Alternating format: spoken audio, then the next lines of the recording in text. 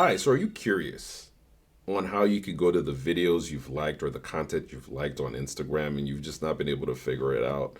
Well, I will show you here how you can go to every post, every reel, and every post you've liked on Instagram and do whatever you want to do with it. Let's go. So if you want to go to your liked videos on Instagram, it's quite simple. The first thing you want to do is go to the three bars to the top right here.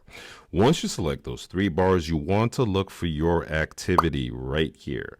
You select your activity and then you can see your interactions, as you can see, and then select your likes. Once you select your likes, all you have to do is go to content type over here. And once you select your content type, you could choose a post or you could choose a reel, but this is all the content you've liked and you can easily access it through here. If this was helpful, like the video and subscribe to our channel for more helpful tips.